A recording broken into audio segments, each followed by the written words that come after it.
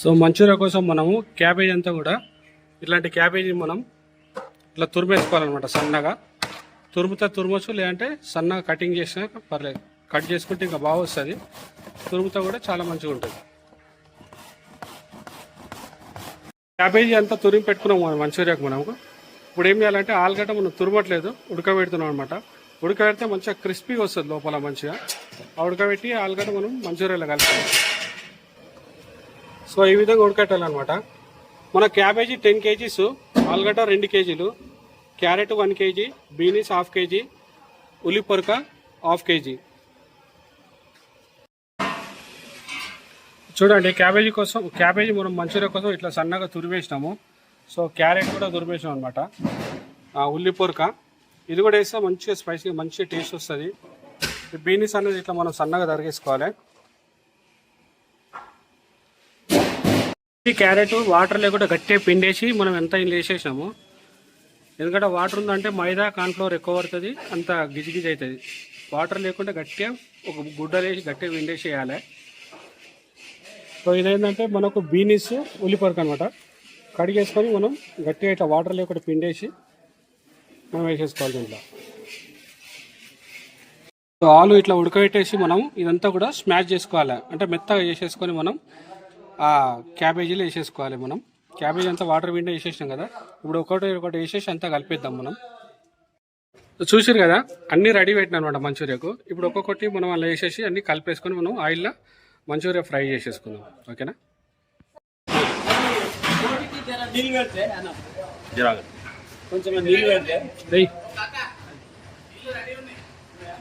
ఆలుగడ్డ మొత్తం స్మాష్ చేసుకొని వేసేసుకోవాలి. ఇలా ఈ విధంగా స్మాష్ చేసేసుకోవాలి. ఒక్కొక్కటి అన్ని మసాలాలు అన్నీ వేసేసుకుందాం. వెళ్ళి దీంట్లో అల్లం వెల్లిగడ్డ పేస్టు,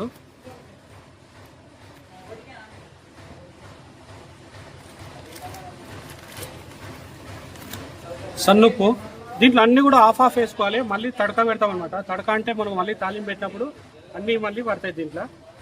ఎందుకంటే మళ్ళీ ఎక్కువైతే ప్రాబ్లం అవుతాయి. జీరా పౌడర్, చాట్ మసాలా,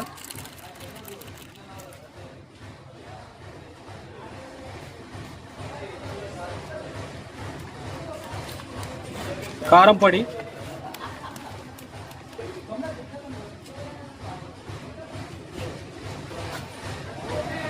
పచ్చిమిరపకాయల పేస్టు,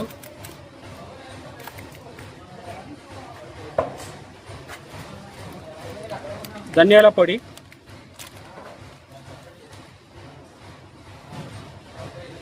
గ్రీన్ చిల్లీ సాస్ కొంచెం, టమాటా సాస్ కొంచెం, వైట్ వెనిగర్ కొంచెం,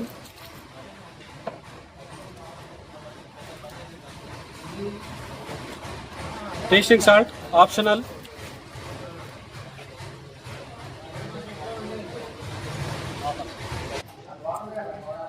so white pepper powder,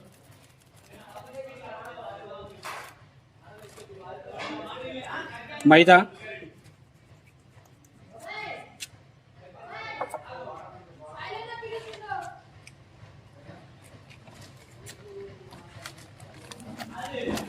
cornflour. So ఇవన్నీ వేసేసి మనం ఫైన్గా మనం కలిపి పెట్టేసుకోవాలి. సో మనం అంతా కలిపేసుకుందాం. మంచూరియాకు అంతా కలిపినాం కదా, ఇట్లా ఉంటుంది అనమాట. సో ఇదంతా కూడా మనం ఆయిల్లో ఫ్రై చేసేసుకోవాలి. ఆయిల్ అనేది ఫుల్గా గరం ఉండొద్దు.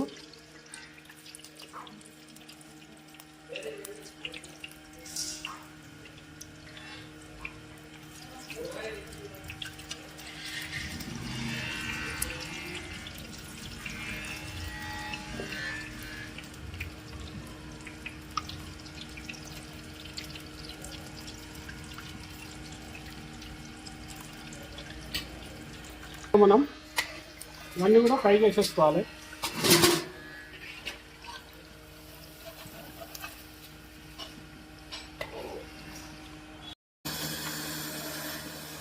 చూసారు కదా, మనకి ఇట్లా ఫ్రై చేసుకోవాలన్నమాట. ఎక్కువ మాడొద్దు. సో మాడినా బాగుండదు, మరీ పచ్చిగున్నా బాగుండదు. మనకి ఈ విధంగా ఫ్రై చేసామంటే మళ్ళీ తాలింపు వేస్తాం కాబట్టి అన్ని కరెక్ట్ సరిపోతాయి అనమాట దీంట్లో.